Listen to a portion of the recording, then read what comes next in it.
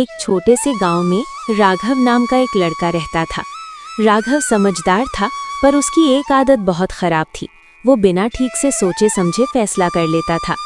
गांव के बड़े अक्सर उसे समझाते, राघव, हर काम करने से पहले जरा रुककर सोचा कर।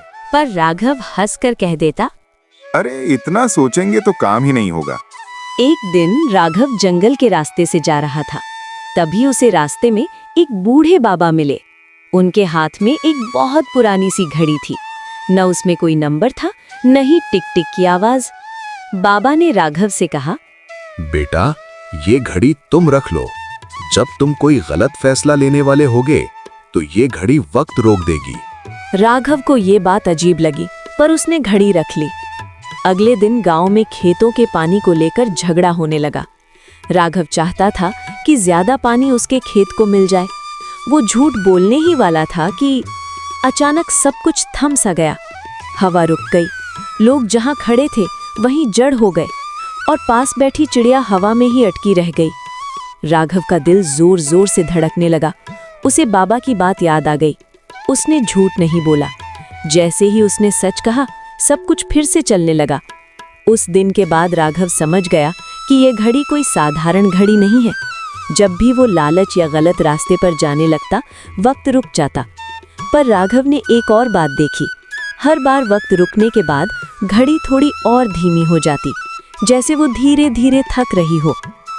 एक रात अचानक गांव के किनारे आग लग गई। तेज हवा चल रही थी और आग सीधे गांव की तरफ बढ़ रही थी। लोग घबरा गए। किसी को समझ नहीं आ रहा था क्या करें। राघव को गांव के बाहर बना पुराना पानी का बांध याद आया। अगर उसका फाटक खोल दिया जाता तो पानी आग को गांव तक पहुंचने से पहले ही रोक सकता था। पर वहां तक पहुंचने का रास्ता बहुत खतरनाक था। आग बिल्कुल पास थी। एक रास्ता जंगल की तरफ जाता था। उस रास्ते से राघव अपनी जान बचाकर निकल सकता था। दूसरा रास्ता बांध की तरफ जाता था, जहां जान का खतरा था पर पूरा गांव बच सकता था। राघव ने घड़ी की तरफ देखा। इस बार वक्त नहीं रुका। राघव घबरा गया। अब क्यों नहीं रुका? तभी उसे समझ आ गया, ये फैसला सही या गलत का नहीं था, ये जिम्मेदारी का फैसला था। घड़ी गलत रास्ते पर जाने से तो रोक सकती थी, पर सही रास्ते पर चलने की हिम्मत राघव को खुद ही दिखानी थी। राघव बिना रुके आग और धुएं के बीच से दौड़ पड़ा। किसी तरह वो बांध तक पहुंचा और उसने फाटक खोल दिया। तेज पानी बहने लगा और आग धीरे धीरे बुझने लगी। गांव बच गया। सुबह हुई। राघव थका हुआ था, थोड़ा जला भी था, पर जिंदा था। उसने घड़ी देखी, वो अब हमेशा के लिए बंद हो चुकी थी। तभी उसे वही बूढ़े बाबा दिखाई दिए।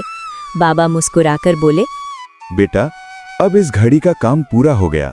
राघव ने पूछा, अब ये चलेगी क्यों नहीं? क्योंकि अब तुम्हें वक्त रोकने की जरूरत नहीं है। तुम खुद रुककर सोचना सीख गए हो।